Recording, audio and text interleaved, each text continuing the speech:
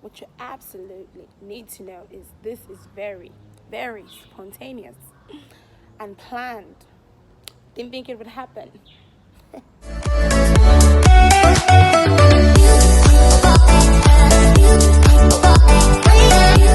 Hi guys, welcome back to my channel.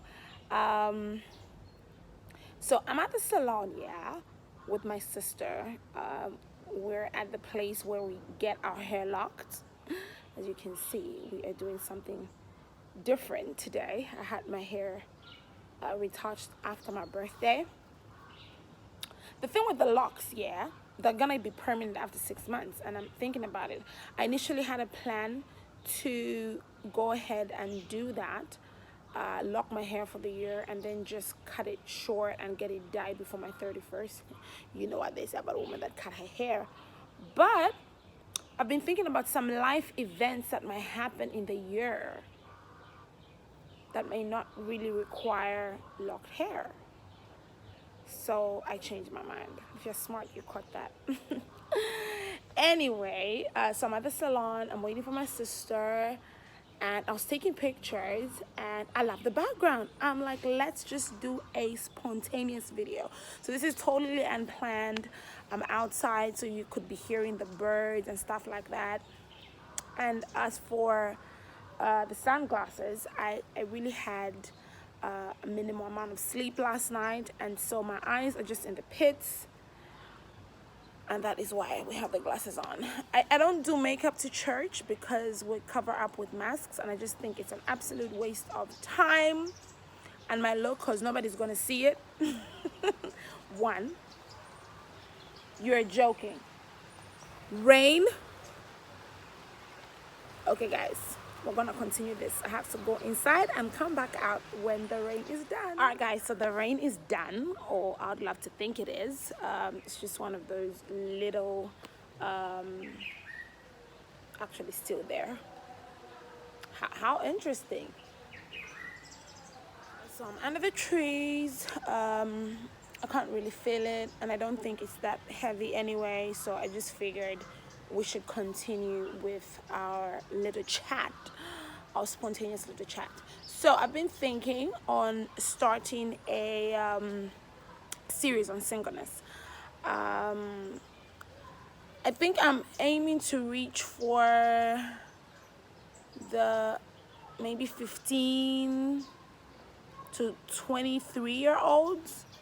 Not that people do get married at 21, 23, thereabouts. So I'm not saying, people are not gonna get married at that age, but I've noticed that with our generation, with females becoming more career-ish, not to say people who get married at 21 don't have a career ambition, but people just seem to be getting married a little later.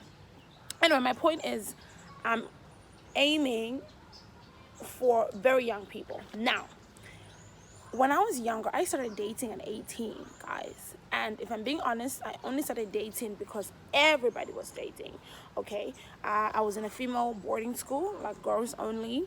And we had this thing, I don't know if any of my former classmates watches this. We had this thing where you combine a boy's name and your name, right? And then you write it on your shirt, your white shirt at the back, like with this big marker. And so everybody would be doing that. So let's just say I'm dating, or I was dating Mike, right? So I guess that would be Miru 2008, something like that. I know it doesn't sound cool. People still do it for weddings though. Yeah, so there was that, and then there was all this chit chat about everybody's boo and whatever. And so I think, if I'm being honest, that environment, your environment really determines how your mind begins to process things and where your mind begins to be. And so because everybody around me was dating, I was just like, bruh. I mean, I was always one of the coolest kids. So I'm like, why am I not dating, right? And so I started dating, and I think that's, as I go deeper into the series, I'll explain and give stories and things like that. But I realized that there's always been this craze with dating, and I started reading a book recently, and one of the things the author said was the only reason you should get into a dating or courting relationship, and honestly, I'm not a big fan of these words. People say I don't date, I court. Whatever. Like, I feel the process is what's important. It's not dating, is getting to know different people with the purpose, I don't know, to be not in a relationship with them. So definitely that's not biblical. It's a worldly system. But Christians do begin to get to know each other, headed down the path of marriage. Anyway, I digress. Back to what I was trying to say. The author was saying, you shouldn't get into a courting relationship or a dating relationship, as young people like to call it, unless you're actually ready to be married. Like, marriage is within your immediate plans, okay? And one of the reasons he gave that was because that's one of the things that leads to fornication and things like that. Now, I'm not saying people that are not engaged in courtship are not fornicating. Some people are as single as a Pringle, but they're still messed up. But with Christians, with most Christians, this is where the problem is, right? My first sexual temptation, like something that went too far, was with a fellow Christian boy. With my first two boyfriends were not saved. Yeah, I don't know what I was thinking. But when I started dating this Christian guy, I was like, oh, wow, we're gonna have all these purity boundaries. We're gonna honor the Lord with our relationship. I should have been like 20. And that was my actual first sexual relationship. I mean, temptation, And that's because you got so comfortable with the fact that you're both Christian and you could be in one place and say nothing's going to happen. So our spontaneous chat today is going to the young people. I know you're 18, you're 17, you're 16, you're 21, but you know in your heart of hearts that marriage is nowhere close to your plans, like nothing close to it. You're in first year of medical school, engineering, law, and you're one of those people that says, I want to get married when I'm done with school. Why are you subjecting yourself to temptation? Sure, you want companionship. All those, I want a BMW. Am I driving one? No. So we want a lot of things. Getting into a relationship because you want to, or you need to, or you want companionship, or you feel lonely when you're absolutely not ready for marriage. Your relationship with God is not even like knee deep for you to have convictions when it comes to purity. Don't do it. And I'm sorry, I'm going to sound harsh. I don't care how you feel. Like, why are we so feeling led like young people? So, I understand the need for companionship. I understand the need for, all these things. And I think they're natural, but that doesn't mean you need to give yourself to it. When you're younger, focus on, flourishing great friendships. Do you know why some of you think you need a boyfriend?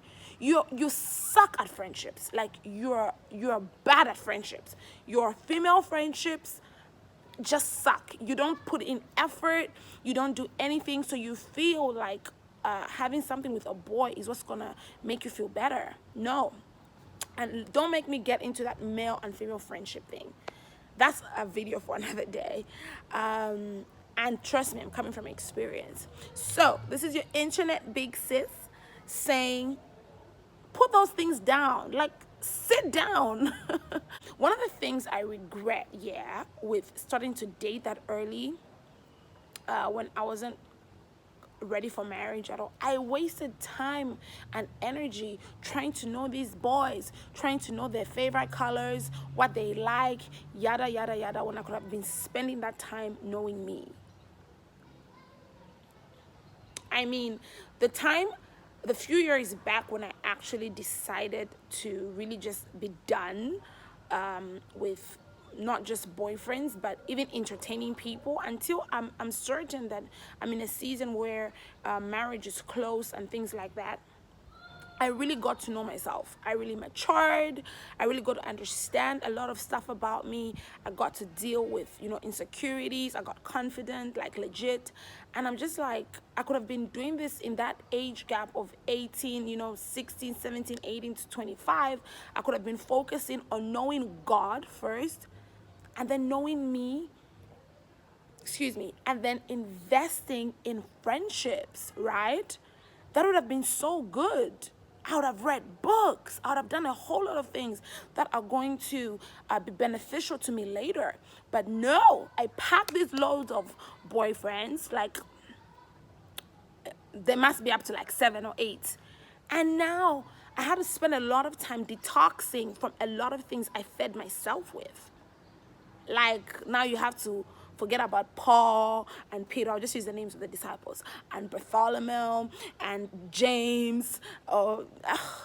It's a lot, okay? And it took a lot of healing, and it took a lot of my time. So this is me just saying, I understand that you're feeling some type of way. All those cute couple goals on Instagram, I get it. I'm not here to dismiss your feelings about, oh, Ruth, I really want someone. But you is young. You is not getting married anytime soon. You don't even know Jesus. You don't even know you. Just focus on yourself, honestly. I mean, my absolute pure single years, and the reason I say that is because some of you are not in a relationship, quote unquote, but you talk to one boy every day. Like, you guys are always talking. So you're in a relationship, but you're just not adding the title, the tag. But you guys are always talking. You guys are always hanging. And trust me, I've been there. I've had friends like that. And I'm like, no, we're just good friends. And I had people warning me, y'all hang out too much, I'm like, no, you catch feelings. Okay, so don't even play that. Don't deceive yourself. No, I don't do boyfriends. But you have a boy you're constantly talking to every day, taking your time. You don't read no books. You don't know the Lord. You don't know no scripture. I've just come for you today. You don't know you, and you're just out there dispensing energy to a boy you will not even marry. Then, when you get married, you have to start detoxing from all the things you covered up. It's not worth it, and I'm speaking from experience, so take it from me. If you're not ready to marry anytime soon, like, absolutely, it's not in your season, just drop it. Focus on you, read you some books, know the Lord, have a great relationship with Jesus. And that's why some of y'all are, like, out here trying to know somebody else. It's because you're trying to feel like a God-given void, a void that should be filled by God, and you're trying to fill it with some relationship. No, that's not what you need. What you need is a relationship with God, okay? And it is full, and it's vibrant, and it's alive. So work on your relationship with God, 1. Work on your relationship with you, 2. Invest in some great same-sex friendships. I'll say that. I'll tackle that in another video. But for now, I'm going to say invest in some great same-sex friendships where you guys can hang out a lot, because you're not catching feelings for a girl. No, rebuke that spirit. Out! Okay. Yeah, so that's what you're going to do. Read books. Invest in you. Go on personal dates. Go by yourself. Go out to eat. Go swimming. Enjoy your personal your life personally. Like, enjoy your company. Do you get me? Because the thing with singleness, singleness is not the absence of a partner. Singleness is wholeness. So there's some of y'all that are not dating, but you're not single either, because you feel incomplete. So I guess this is a prelude to my series on singleness. I'll touch it, but today was just absolutely spontaneous. So yeah, have a super blessed Tuesday, and I'll see you guys on Friday when I start the single series for real. Bye.